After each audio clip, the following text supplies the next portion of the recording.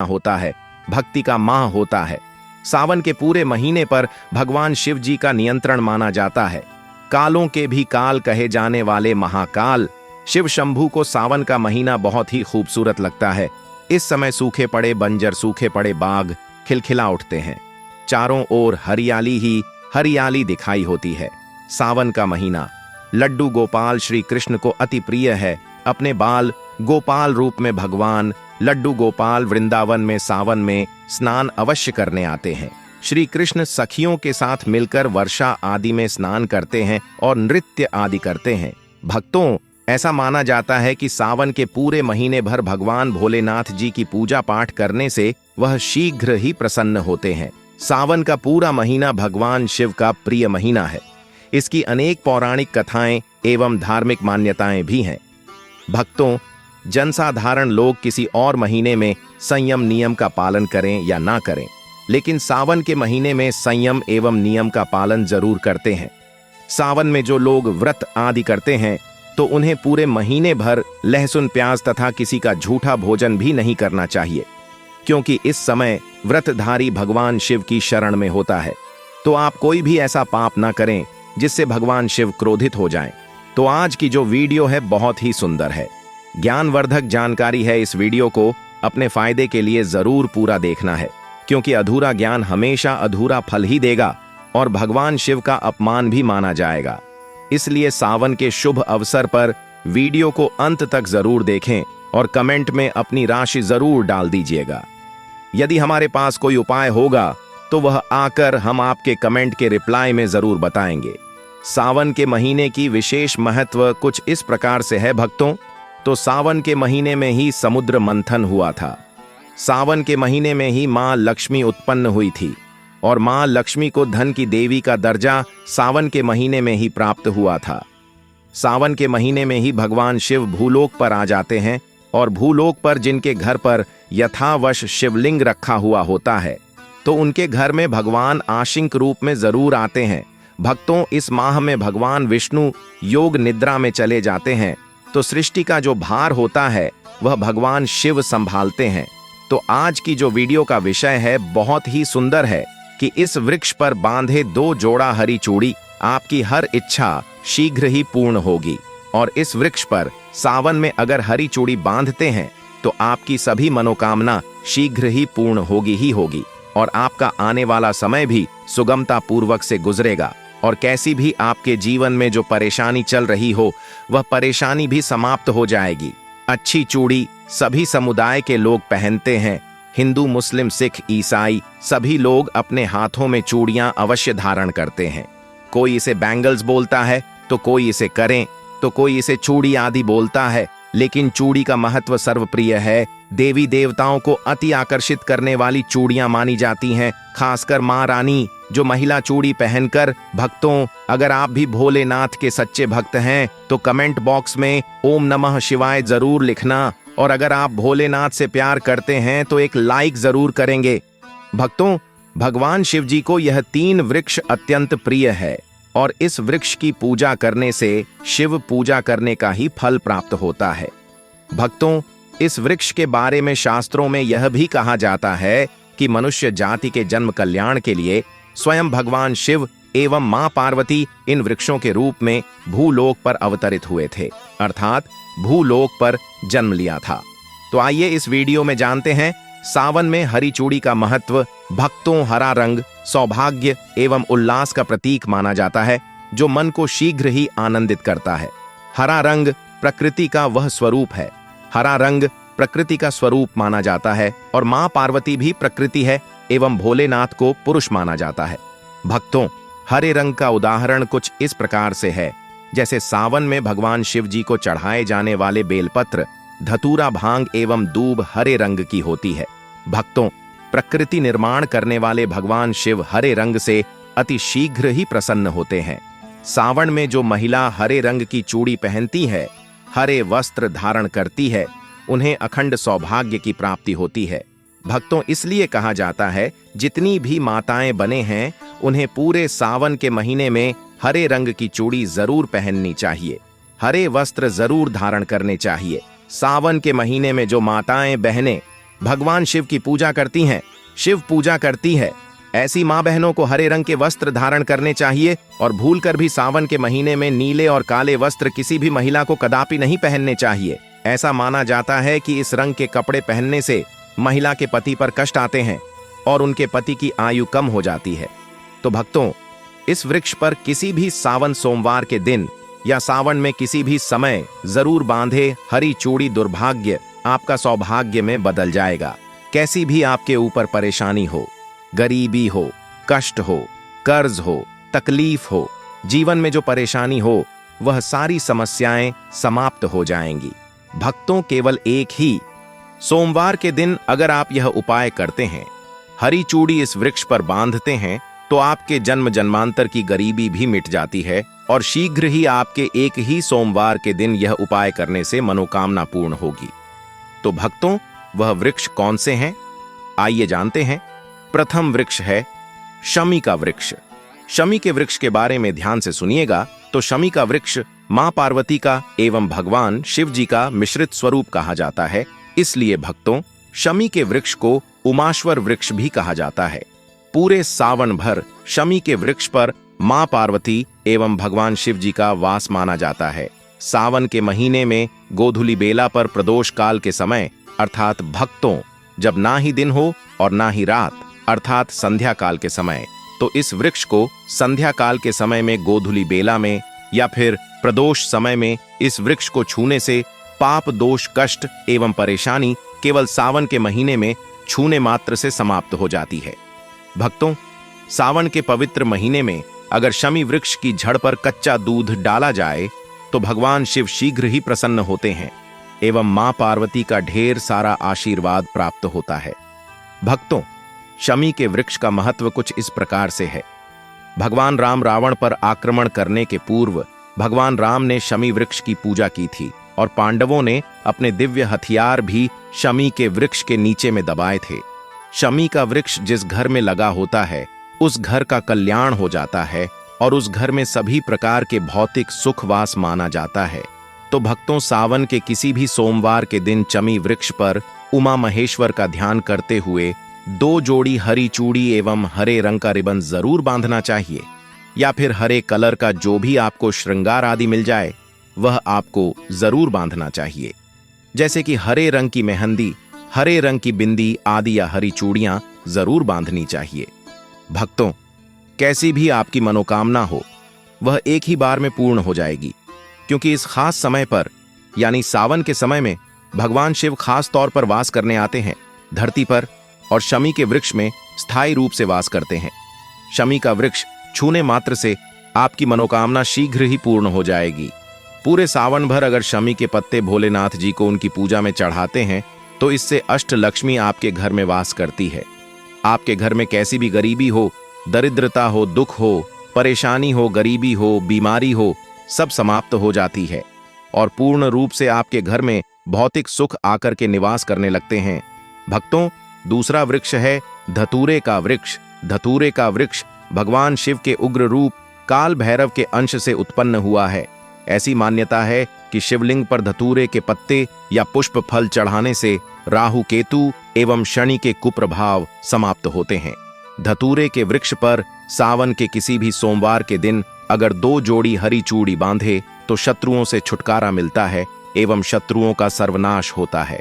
और भक्तों, सावन सोमवार के दिन धतूरे का वृक्ष छूने मात्र से भगवान शिव आपके घर में दौड़े चले आएंगे।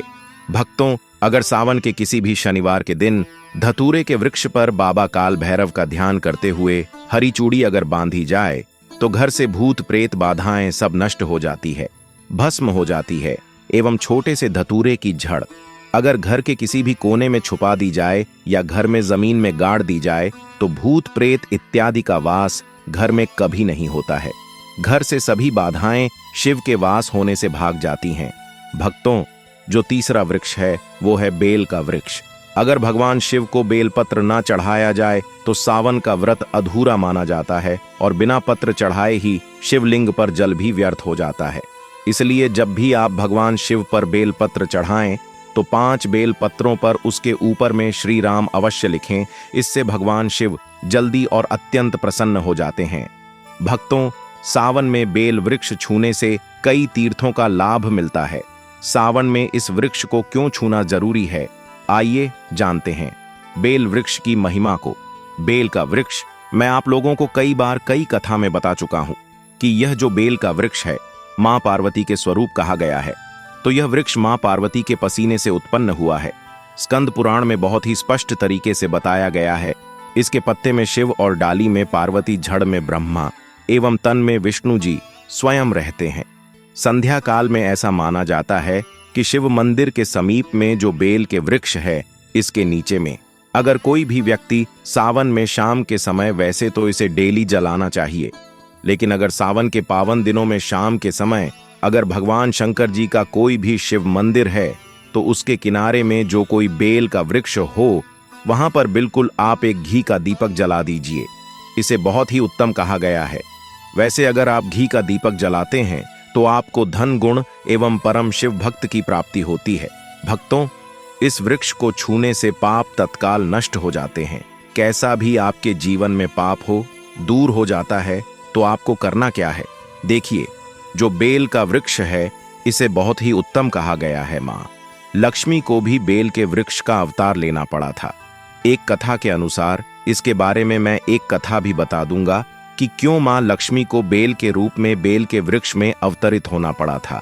मैं इसके बारे में भी एक कथा भी आपको बता दूंगा। तो आपको सावन के पवित्र दिनों में बेल के वृक्ष के नीचे हो सके तो घी का दीपक जरूर जलाइएगा। घी का दीपक बहुत ही उत्तम कहा गया है। अन्य वृक्षों को जैसे आपने मक्खन चढ़ाया, बताशे का भोग लगाया, बेल के वृक्ष को मां पार्वती तथा भगवान शंकर का स्वरूप ही कहेंगे। बेल के वृक्ष की जो जड़ होती है, इसके जो मूल भाग होते हैं, इसमें समस्त तीर्थ आकर के निवास करते हैं। इसीलिए सावन के महीने में कहा जाता है, जो लोग अगर तीर्थ धाम नहीं जा सकते, तीर्थों के दर्शन नहीं कर पाते, तो ऐसे व्यक्ति बेल वृक्ष के नीचे में 1 महीने तक घी का दीपक जला लेते हैं। तो संपूर्ण जितने भी तीर्थ होते हैं, इसके घूमने का बराबर पुण्य की प्राप्ति होती है। मैं इसलिए सारी जानकारी, गुप्त रहस्य जानकारी बताता हूं, जिससे आप सभी दर्शकों को कल्याण हो, दर्शकों की बिल्कुल ही आध्यात्मिक उन्नति हो। सभी को धन की जरूरत नहीं होती, किसी को पुण्य की प्राप्ति की जरूरत होती है। कोई आध्यात्मिक उन्नति करना चाहते हैं, इसीलिए इस प्रकार के छोटे छोटे गुण भरे रहस्य जानकारी वीडियो में बता देता हूं। भक्तों, अब करना क्या है, सावन के शुभ मंगल दिनों में इस वृक्ष को छूना है। मां पार्वती से प्रार्थना लगानी है कि हे मां पार्वती, आप ही शक्ति स्वरूपा है, लक्ष्मी है, धन की देवी है, आप ही संसार को चलाने वाली देवी है। इस प्रकार से प्रार्थना करते हुए इस वृक्ष को छूना है और बोलना है, मेरी गरीबी मिटाए मां, मेरी निर्धनता को मिटाए, मेरे जीवन में चल रही परेशानियां, सारी परेशानियों को दूर करें। इस प्रकार प्रार्थना करते हुए आपको एक कपूर और एक लौंग को भी जला देना है और एक काम जरूर करना है। जलाने के बाद इस वृक्ष को आपको बोलना है कि मैं भोग स्वरूप आपको धतूरे के पत्ते एवं धतूरे के फल समर्पित कर रहा हूं, आप स्वीकार करें। भक्तों, इस वृक्ष की जड़ के नीचे में भी आपको धतूरे के फल एवं पुष्प को, पुष्प है तो पुष्प भी रख सकते हैं, फिर पत्ते रख दीजिए और अब वृक्ष आपको छूना है। प्रार्थना करते हुए कि हमारी गरीबी मिटाए, हमारी निर्धनता मिटाए, बिल्कुल ही आपके जीवन में कभी गरीबी नहीं आएगी। और एक प्रार्थना जरूर करना है, किसी की हाय लग गई हो, बद्दुआ लग गई हो, किसी का दोष लगा हो, जिसके कारण हमारी आध्यात्मिक उन्नति नहीं हो पा रही हो, तो आप जो है हाय बद्दुआ एवं किसी का दोष लगा हो, उसे तुरंत दूर करें। शनि राहु केतु का अगर दुष्ट प्रभाव लग रहा हो, नवग्रहों में से कोई नवग्रह हमें पीड़ित कर रहा हो, या फिर किसी भी हमारे पूर्वजों द्वारा किसी भी प्रकार का हमें पितृदोष लगा हो, क्योंकि पितृदोष लगने के कारण व्यक्ति की आत्मिक उन्नति भी नहीं हो पाती, तो आप बोलना कि समस्त प्रकार के दोषों को आप दूर करें, अपने अंदर में खींच लीजिए और आप हमें दोष मुक्त कर दीजिए। तो इस प्रकार से आपको यह प्रार्थना करनी है। और एक काम आपको जरूर करना चाहिए, आपको सावन के समय धर्मशास्त्रों में कहा गया है, बहुत सारे लोग भी बताते हैं, हमारे गुरुजी भी कहा करते थे, सावन के दिन अगर बेल के वृक्ष की जड़ में मिश्रित युक्त मिश्री, जो मिश्री आती है खड़ी खड़ी, आप सभी दर्शकों को जरूर पता होगी, शक्र टाइप की होती है तो आपको मिश्री डाला हुआ दूध अगर आप इनकी जड़ में डालते हैं तो ऐसा कहा गया है कि ऐसा व्यक्ति कभी निर्धन नहीं होता। ऐसे व्यक्ति के जीवन से किसी भी प्रकार से अगर लक्ष्मी रुष्ट हो चुकी हो, ऐसे व्यक्ति पर मां लक्ष्मी भी प्रसन्न होती है। ऐसे व्यक्ति के जीवन में धन का अभाव नहीं होता। ऐसे व्यक्ति फिर निरोग रहते हैं, निरोग काया प्राप्त होती है। आप चाहते हैं तो यही क्रिया नियम के वृक्ष पर भी कर सकते हैं। नियम के वृक्ष पर मां लक्ष्मी निवास करती है, समस्त दैय शक्ति निवास करती है। नियम के वृक्ष में अगर आप जो है सावन के शुभ मंगल दिनों में आपको एक गिलास या फिर एक लोटे सामर्थ्य के अनुसार तांबे के लोटे में आपको दूध डाल करके इनके अंदर जो है अभिषेक करना चाहिए, इनकी जड़ में डालना चाहिए, लेकिन आपको मीठा दूध ही डालना है। मिश्री मिला हुआ दूध आपको चढ़ाना है, इनकी जड़ में डालना है और गरीबी मिटाने की प्रार्थना करनी है। या फिर जिन लोगों पर कर्जे का भार है वह लोग बोल सकते हैं कि हमारे कर्जे का भार दूर हो, या फिर जीवन में जो किसी भी प्रकार की जो परेशानी है वह परेशानी भी बोल देना। वो परेशानी तत्काल यह वृक्ष समाप्त करते हैं और आपको इसे छू करके आ जाना है। भक्तों, सावन में आप इन वृक्षों को जरूर छुएं, आपका कायाकल्प हो जाएगा। भगवान शिव आपके ऊपर मेहरबान हो जाएंगे, आपकी भक्ति की कामना आराधना पूर्ण हो जाएगी। तो अगर आप महादेव की कृपा प्राप्त करना चाहते हैं और उन्हें अपने घर पर बुलाना चाहते हैं तो कमेंट बॉक्स में लिखें, भगवान शिव आपका स्वागत है। हमारे घर में हर हर महादेव, ओम नमः शिवाय एक लाइक जरूर करें।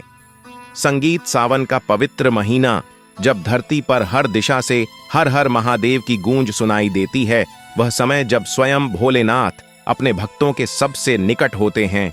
उस सावन के किसी भी सोमवार को अगर आप शिवलिंग पर एक चुपचाप किनारे रखी हुई चीज को उठाकर अपने घर ले आते हैं और उसका एक खास तरीका अपनाते हैं तो आप न केवल दुर्भाग्य को दूर कर सकते हैं बल्कि करोड़पति भी बन सकते हैं। यह कोई काल्पनिक कथा नहीं बल्कि अनेक साधकों द्वारा प्रमाणित अनुभूत प्रयोग है जो हमारे चैनल के माध्यम से अब आपके सामने प्रकट हो रहा है। सावन में सोमवार के दिन जब शिव भक्त व्रत रखते हैं, मंदिरों में बेलपत्र, जल, दूध, शहद और भांग चढ़ाते हैं, उन दिनों मंदिर में शिवलिंग के पास अक्सर कुछ चीजें भक्तों द्वारा अर्पित की जाती हैं जो विशेष रूप से प्रसाद नहीं होती, लेकिन उनका संपर्क सीधे शिवलिंग से होता है। ऐसे में यदि आप सावन के किसी सोमवार को प्रातः ब्रह्म मुहूर्त में स्नान करके स्वच्छ वस्त्र धारण कर शिव मंदिर जाएं और वहां शिवलिंग के पास से चुपचाप कोई भी ऐसी वस्तु उठाएं जो वहां स्वतः रखी गई हो, जैसे बेलपत्र, फूल, चावल, काले तिल या पंचामृत से सिक्त मिट्टी का कण, और उस वस्तु को लेकर घर लाकर अपने पूजा स्थान पर रखें, तो यह वस्तु स्वयं भगवान शिव का आशीर्वाद बन जाती है। और यदि उसी वस्तु को एक लाल वस्त्र में बांधकर अपने धन रखने के स्थान जैसे तिजोरी या गल्ले में रखें तो बहुत ही शीघ्र आपकी आर्थिक स्थिति बदलने लगती है। विशेषकर यदि आपने यह प्रयोग 3 सावन सोमवार तक लगातार किया हो तो आपके जीवन में लक्ष्मी जी का आगमन अवश्य होता है। और जो व्यक्ति यह उपाय श्रद्धा से करता है वह एक नहीं कई स्रोतों से आय प्राप्त करने लगता है। लेकिन ध्यान रखें कि यह प्रयोग पूर्ण निष्ठा, पवित्रता और मौन भाव से करना होता है, ना किसी को बताना है और ना ही दिखाना है। और अब बात करते हैं कि शिवलिंग पर क्या चढ़ाना चाहिए और क्या नहीं। तो सर्वप्रथम समझिए कि भगवान शिव को जल, दूध, बेलपत्र, भांग, धतूरा, शहद, सफेद चंदन, सफेद फूल, आंख का फूल, पंचामृत इत्यादि अत्यंत प्रिय हैं। विशेष रूप से बेलपत्र तो भगवान शिव के हृदय के समान माना जाता है। उसमें 3 पत्तियां अवश्य होनी चाहिए और वह टूटी हुई नहीं होनी चाहिए। बेलपत्र चढ़ाते समय उसका ऊपरी भाग, नुकीला हिस्सा शिवलिंग की ओर होना चाहिए। वहीं दूसरी ओर शिवलिंग पर तुलसी के पत्ते कभी नहीं चढ़ाना चाहिए, क्योंकि यह श्री हरि विष्णु को समर्पित माने जाते हैं और शिव पुराण में इसका निषेध किया गया है। इसके अलावा हल्दी, केसर, शंख का जल, नारियल जल और कभी भी फूल जो मुरझाए हों, टूटे हों या किसी और पूजा से बचे हुए हों, उन्हें भी शिवलिंग पर चढ़ाना वर्जित है। खासकर तामसी वस्तुएं जैसे मांस, मदिरा या प्याज, लहसुन से बनी चीजें शिवलिंग के पास भी नहीं जानी चाहिए। अगर ऐसा कोई व्यक्ति करता है तो वह शिव का रुष्ट स्वरूप भैरव का क्रोध झेल सकता है। अतः सावधानी और श्रद्धा दोनों ही आवश्यक हैं।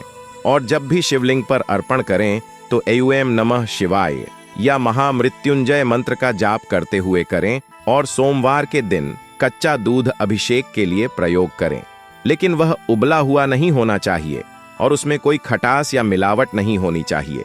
वहीं अभिषेक के लिए जल भी गंगा जल या कुएं का शुद्ध जल होना चाहिए। इस दिन शिवलिंग को स्पर्श करते समय अपने मन को पवित्र रखें, क्योंकि कहा गया है कि शिव तो भाव के भूखे हैं, धन या वस्त्र से नहीं बल्कि आपके समर्पण से प्रसन्न होते हैं। इसीलिए यदि आप इस सावन सोमवार को नियम पूर्वक व्रत रखें, ब्रह्म मुहूर्त में उठकर शिवलिंग का अभिषेक करें और उपरोक्त बताए अनुसार शिवलिंग से जुड़ी कोई वस्तु लेकर उसे अपने घर के धन स्थान पर स्थापित करें, तो समझ लीजिए आपके जीवन का भाग्य बदलना निश्चित है। यह कोई तंत्र मंत्र नहीं बल्कि शिव तत्व की कृपा है जो उनके संपर्क में आई वस्तु से प्रकट होती है। और हमारे चैनल पर ऐसे चमत्कारी और दुर्लभ प्रयोग आपके लिए आगे भी लाते रहेंगे। बस इस वीडियो को अंत तक देखिए, इसे शेयर कीजिए और चैनल को सब्सक्राइब कीजिए ताकि शिव जी की यह कृपा सब तक पहुंचे, क्योंकि सावन केवल व्रत का समय नहीं, यह शिव से एकाकार होने का काल है। इस काल में जो भक्त प्रयास करता है वह कभी असफल नहीं होता। इसलिए आज ही शिवलिंग से उठाकर वह एक वस्तु अपने पास रखें जो आपके भाग्य को चमकाए और आपको बना दे करोड़ों का स्वामी, क्योंकि जब स्वयं त्रिलोकीनाथ की कृपा होती है तो असंभव भी संभव हो जाता है। सावन के सोमवार को जब सूरज की पहली किरण शिवालय की ध्वजा पर पड़ती है, तब उस पल को अगर कोई भक्त सही अर्थों में साध ले तो वह पल केवल क्षण भर का नहीं रहता, वह तो उसके जीवन की दिशा बदल देता है।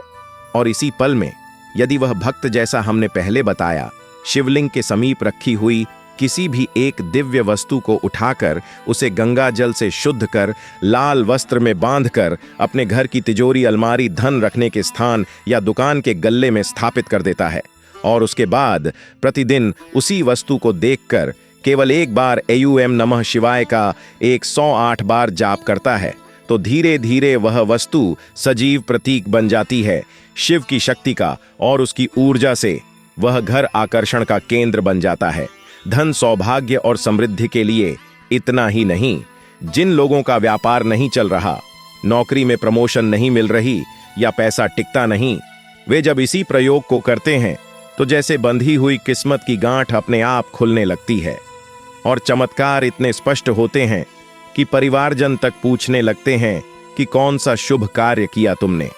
यह कोई तिलिस्म नहीं, यह स्वयं शिव के त्रिनेत्र की वह दृष्टि है जो जब किसी पर पड़ती है तो उस व्यक्ति की पहचान तक बदल जाती है, उसके शत्रु मित्र बन जाते हैं, बाधाएं अवसर में बदलने लगती हैं और जीवन वैभव से भर जाता है।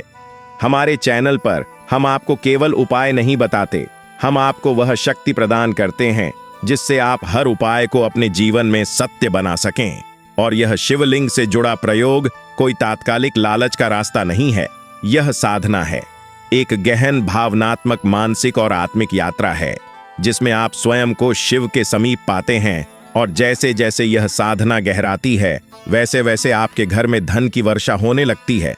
ऐसे उदाहरण अनेकों हैं जहां किसी ने केवल 3 सोमवार यह प्रक्रिया की और चौथे सोमवार तक उसे न केवल रुका हुआ पैसा मिल गया बल्कि उसे ऐसा अवसर मिला जिसकी उसने कभी कल्पना भी नहीं की थी।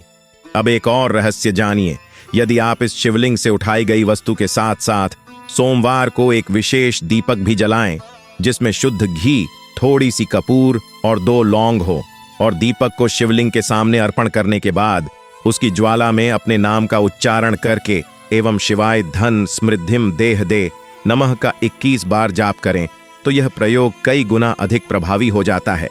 अब हम आपको सावन सोमवार की रात में सोने से पूर्व किया जाने वाला एक और धनवर्धक रहस्य उपाय बताते हैं।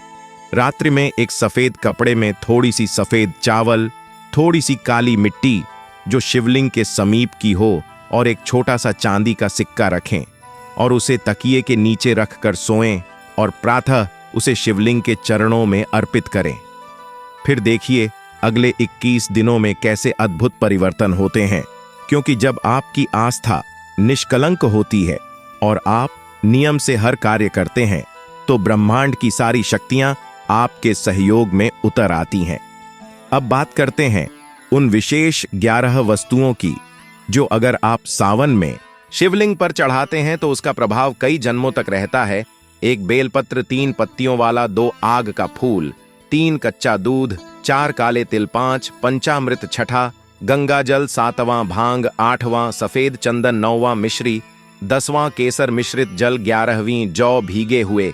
यह 11 वस्तुएं जब आप पूरे सावन में सोमवार को अर्पित करते हैं और उसके बाद उसी सामग्री का एक अंश अपने पास रखते हैं तो वह एक अनोखा यंत्र बन जाता है। धन को खींचने वाला, सुख शांति को स्थायी करने वाला और दुर्भाग्य को भस्म करने वाला। परंतु सावधान, यदि आप अनजाने में भी शिवलिंग पर तुलसी, हल्दी, केसर, सिंदूर, नारियल पानी या टूटी फूटी सामग्री चढ़ाते हैं तो यह पुण्य नहीं, पाप बन जाता है। इसलिए हमारे चैनल के माध्यम